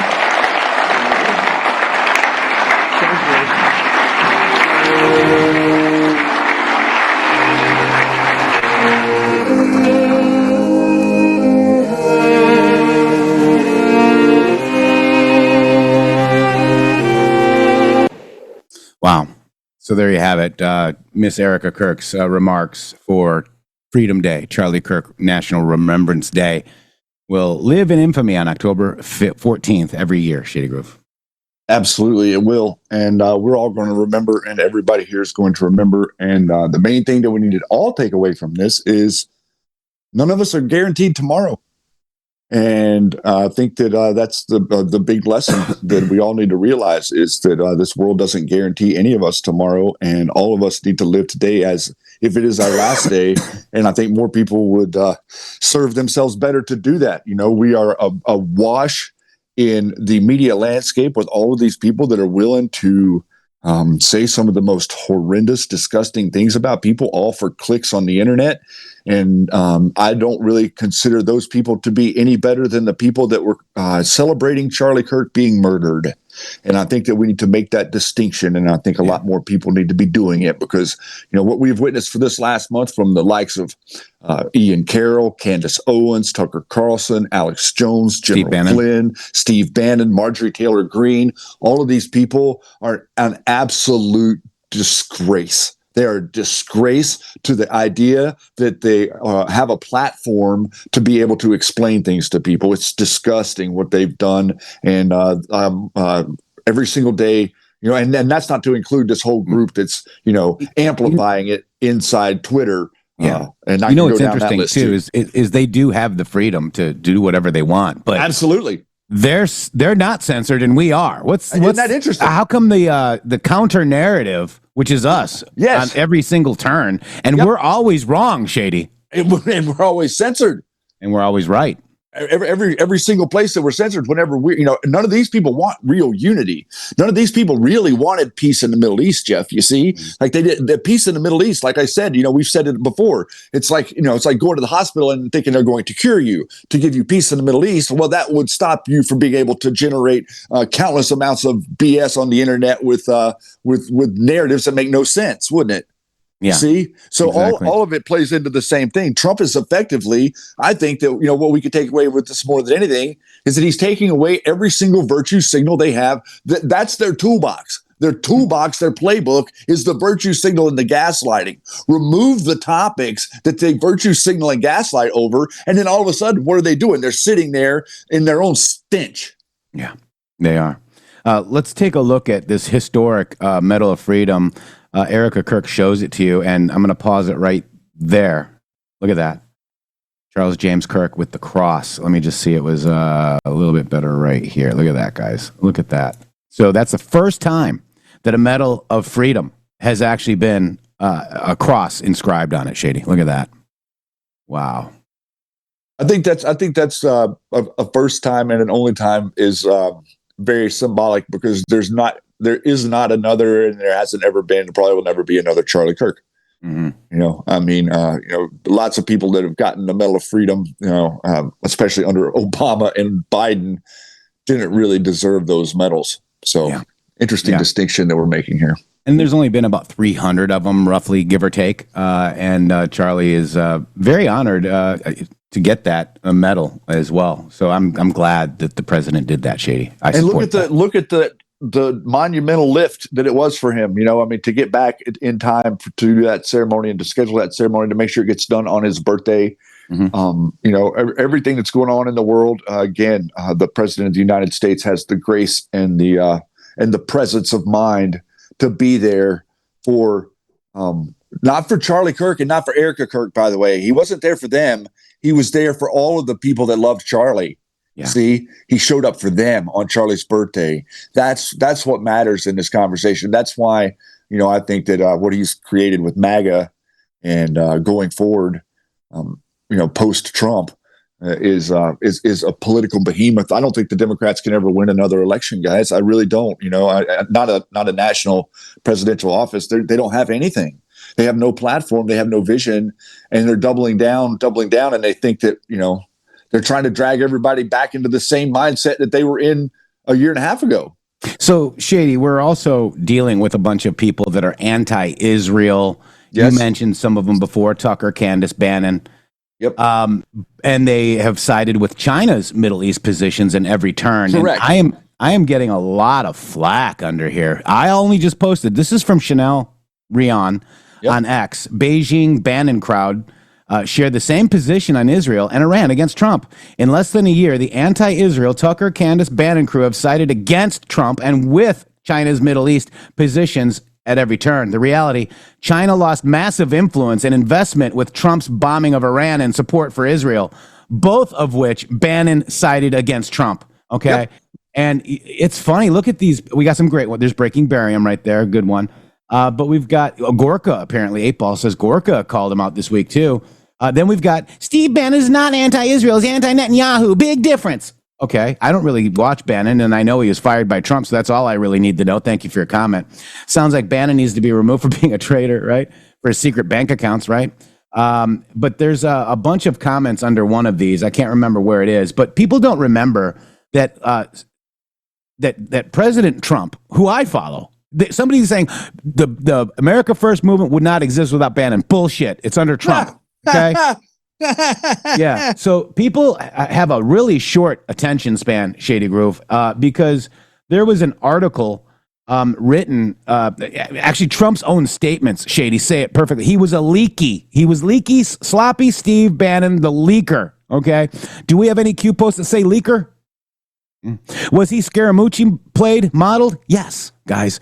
So I don't heroize Bannon. I don't care for him. You can watch him if you want. I don't care. But I think we need to look at Chanel Rion's post on X because she's getting a lot of heat for kind of explaining something that's very truthful. I'm glad that she said it. And it's amazing to see that she said it. And it's absolutely 100% true. And it just is very interesting how, you throw Steve's doing it. He's operating over here. This is what they were throwing at you. Oh, Steve's operating. Trump's putting him out. Isn't that what Roger Stone said? Isn't that what the little operator said to us? Like, oh, no, General Flynn, he's being left alone to go over here and operate. No, what they're doing is they are X'd out. They are isolated away from the administration, and they are running operations against MAGA. What Trump's agenda is, they're going against him and trying to paint it up with a bunch of BS to make it look like it's supportive of him. Yeah, let's read this. This is Trump disavows Steve Bannon. When he was fired, he was not only lost his job, he lost his mind. Let's just go down to the official statement. Here's the president's statement in full. I will read it. Steve Bannon has nothing to do with me or my presidency. When he was fired, he not only lost his job, he lost his mind. Steve was a staffer who worked for me after I had already won the nomination by defeating 17 candidates, often described as the most talented field ever assembled in the Republican Party. Now that he's on his own, Steve is learning that winning isn't as easy as I make it look. Steve had very little to do with our historic victory.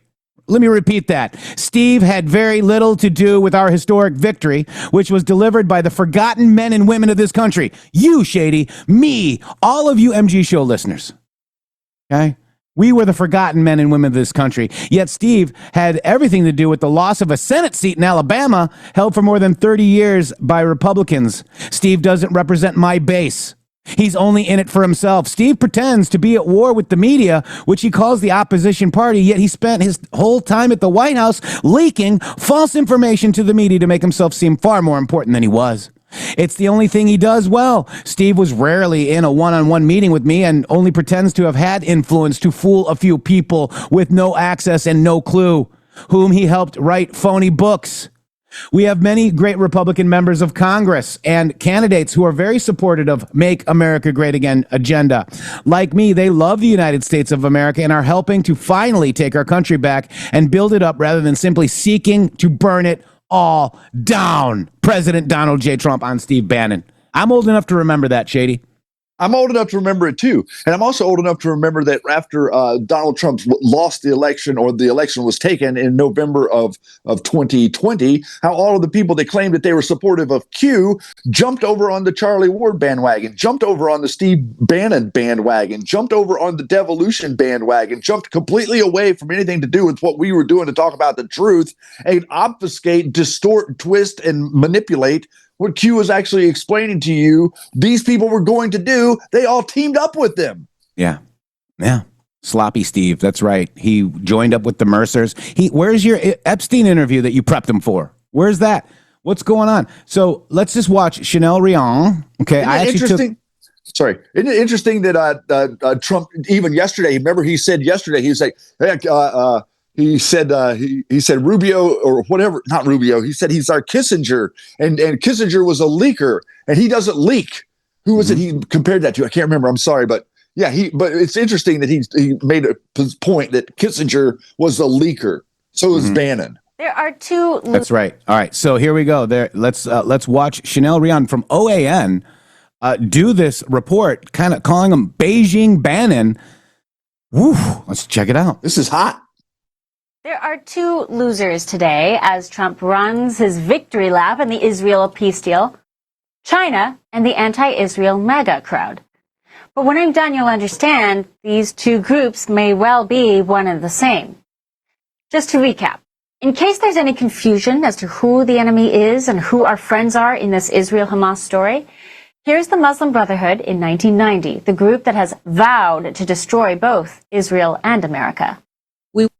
Not want to melt into American society and disappear. We want to go into American society with Islamic ideals and revamp their thinking. We want to revamp them. We want to turn them into Muslim. Look at Obama's inner circle.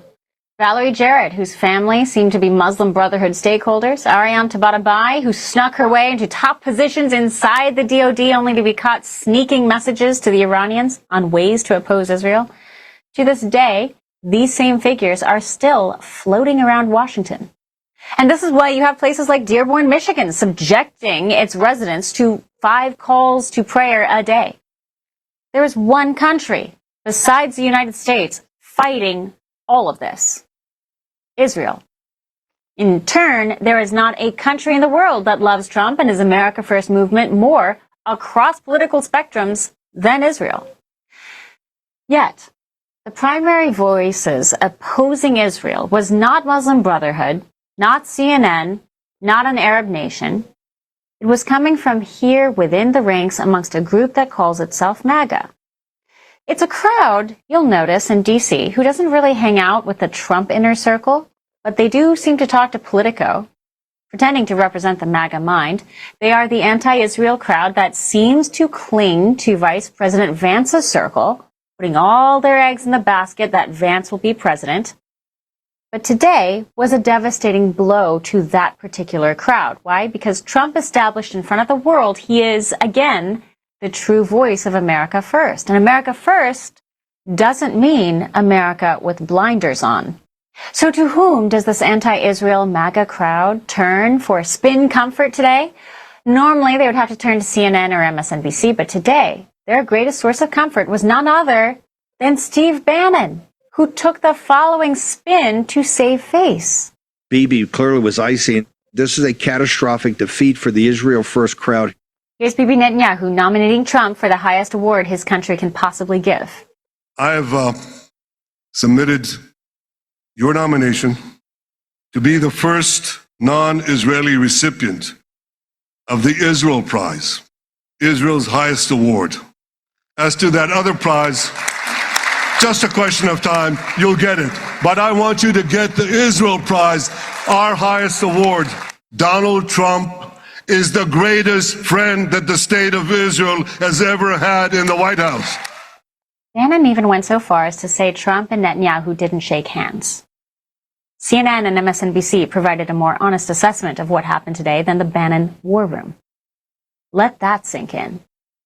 Now, I respect Bannon, but not on this issue. I'm calling it out. As should others I know feel this way too, but they are somehow afraid. Don't know why. Here's what the war room crowd refuses to acknowledge. This peace deal Trump just brokered will go down in history, will go down in Trump's mind as one of his greatest accomplishments as president of the United States. And Bannon's sworn enemy, remember, Jared Kushner, was a huge part of making today's victory a reality. But Trump, the founding father of America First, knows America First includes the posture where the enemies of Israel are the enemies of America. And Trump has made it clear, America First does not mean what Marjorie Taylor Greene says it is. America First is not what Steve Bannon says it is. It's not what Candace Owens or Nick Fuentes says it is. President Trump has established that America First means renaming the Department of Defense the Department of War. America First means killing and eliminating all who threaten America First. Trump is making Europeans pay for their own endless wars. We'll see that. But when it comes to radical Islam, that is a war we will fight. And Palestine was the proxy agent for radical Islam in the world. So take note who sides with Palestine in opposition to Israel. Here's Dr. Li Mengyang on how China is the true source behind this anti-Israel, pro-Hamas, break up the MAGA movement agenda. According to Dr. Yang, on June 14, 2023, when President Xi Jinping met the Palestinian delegation, it was actually a Hamas delegation. And according to her sources inside the Communist Party, she promised to provide, quote, Hamas free, unlimited, unrestricted, and full-range support. Well, in case you don't believe that, let's look at their actions. This seems to track. China's official position on the Israel-Hamas war was the establishment of an independent Palestinian state while criticizing the United States' support for Israel. Sounds a lot like Bannon and his anti-Israel crew. Weird, right? How about how Bannon and his crew just went out of their way to slam Trump and say he shouldn't go after Iran or else we would start World War III. This was almost verbatim China's posture. Weird. Right? I can't be the only one noticing this. But why? Why would Beijing and Bannon go out of their way to support Hamas and Iran and oppose Israel? How about we answer that with a single word? Taiwan. Here's the Israeli delegation visiting Taiwan and being greeted by the Taiwanese president. The Taiwanese president gave a speech lauding Taiwan and Israel's regular dialogues and praised how Taiwan and Israel have signed agreements to strengthen their exchange. China did not like this at all. How about this?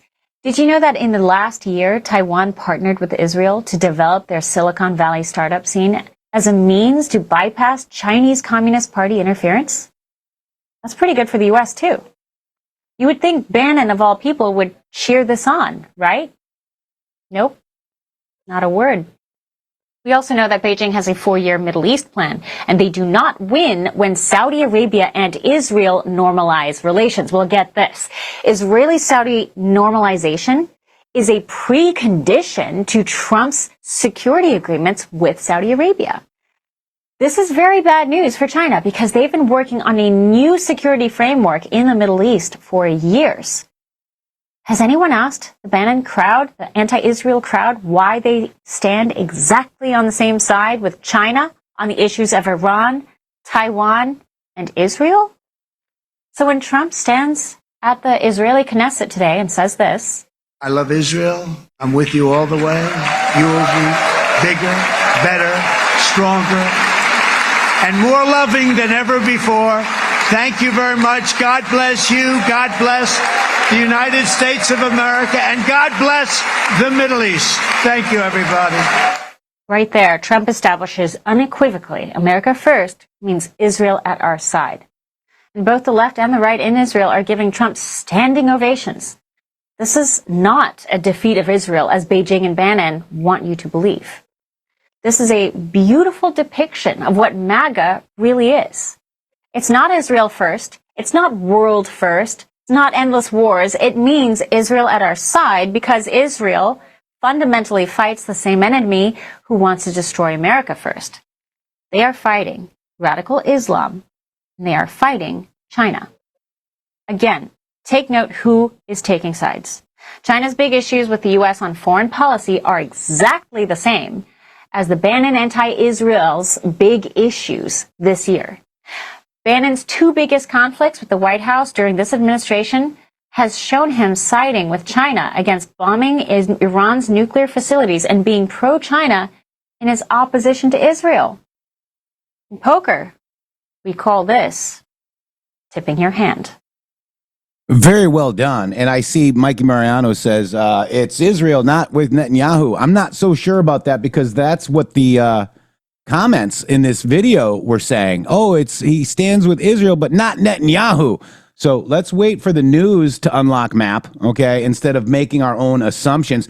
I don't think people realize that we do need Israel in the Middle East in order to establish peace in the Middle East, okay? We also need Saudi Arabia. We need to have these people in place in order to make sure that we can all deal together and work together and build things together and innovate together and love each other again, Shady. Well, I thought that was what we just saw right there was a breath of fresh air. And I'm thinking that a lot of you that listened to that saw a lot and heard a lot of the stuff that you've heard right here. She asked the question, who else is talking about it? This show. We've been talking about it. We've been talking about it because of the emphasis that she's putting on what's going on and the importance of it. It's very important to understand that Nick Fuentes, Alex Jones, Tucker Carlson, Candace Owens, they're all from the same cloth. They are fingers of the same hand. They are developed in the same laboratory. Okay, that's where they come from. They are not truth seekers. They are not looking for the truth. What they are doing is they are looking to undermine anything positive or anything productive in the American conversation, because debilitating our ability to communicate with each other is number one priority for all of these people that have been working for a couple of hundred years now to destroy this country. And they've been infiltrating us, and they've been putting people in places of power for decades and decades and decades. And what you're seeing right here, what the point she's making is that the Muslim Brotherhood, China, Steve Bannon, Candace Owens, Tucker Carlson, Marjorie Taylor Greene are all on the same side. Yep. Including General Flynn and with this 3.5 Antifa, even with Antifa and these 3.5 million digital soldiers that General Flynn says, I got an army of digital soldiers. That's what he's talking about. Yeah. They're here, they're everywhere, and they're trying to stop this show from broadcasting 24/7, and people get mad at me for calling it out. Yeah. Yeah. Wow. So, Shady, that is Trump Day Wednesday. Wow. My computer is still spinning, Jeff. Wow, dude. Well, it's not looking good over there. Wow. Let me do this, Yeti, real quick. If it was a horse, I'd shoot it. Oh, God. Hey, football fanatics, are you ready for some primetime NFL action? Tune into Westwood One for all the gridiron glory that you crave, from jaw-dropping touchdowns to game-changing plays. Don't miss a moment of the excitement. Catch every snap, every tackle, and every victory on Westwood One. You can listen to the NFL on the NFL app, on the Westwood One Sports app, on WestwoodOneSports.com, via Westwood One station streams, or by asking ALEXA to open Westwood One Sports. If it's the NFL, it's on Westwood One. Love that. All right, guys. So I hope that we have a lot of people that are actually looking at, their voting choices for the future. And I hope you hate yourself for voting blue. To all my Facebook friends and family that, are just ridiculous. Oh, they're still out there. They're out there. All right, Shady Grove, we'll see you guys tomorrow. Hopefully your computer will be done by then. We love you. Thank you, Yeti. Thank you, everybody, for the donations. We appreciate you. John Jacob Jingleheimer Schmidt, a $4,000 donation. Thank you. His name is my name, too. Catch you guys later. Within the DNC say I left the Democratic Party, but I feel like the Democratic Party left me. People say, well, you left the Democratic Party. The party left me. Let's get this straight. It's not me who's changed. It's the left.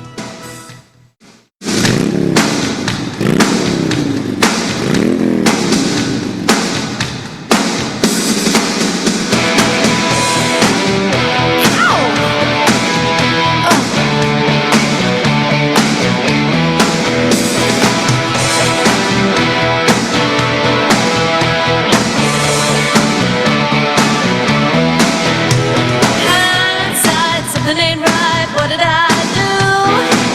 You said you'd help me if I voted for you. You were just talking, now I see right through.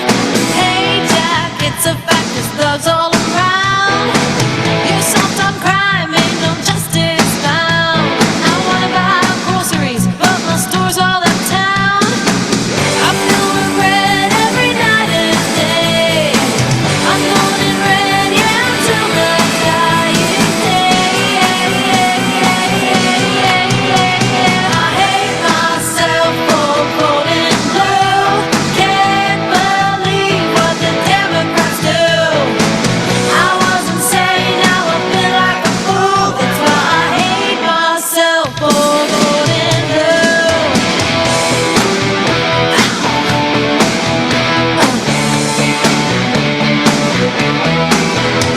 All night Twitter fight, they shut me down. I'm getting censored for the truth I found. Goodbye First Amendment, I guess I'm prison bound. Hey man, what's your plan to make things right? You just divide the black and brown and white. I wanna join MAGA to help our country unite. I feel regret every night and day. I'm going in red, yeah, until the dying day. I hate myself for voting blue. Can't believe what the Democrats do. I was insane, now I feel like a fool. That's why I hate myself for voting blue.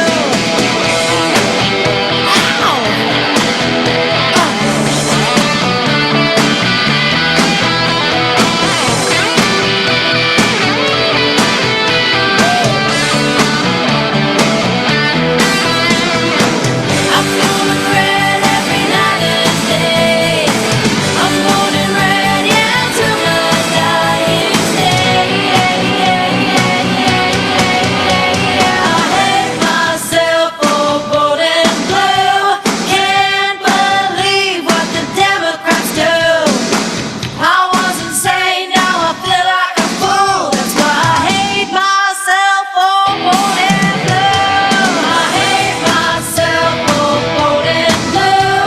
Can't believe what the Democrats do.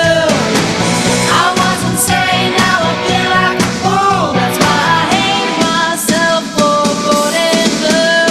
I hate myself for voting blue. I hate myself for voting blue. I hate myself. Ow! Ow! For voting blue. I hate myself. I hate myself for voting blue. Wow. Walk away, Democrats. www.mg.show. Boom.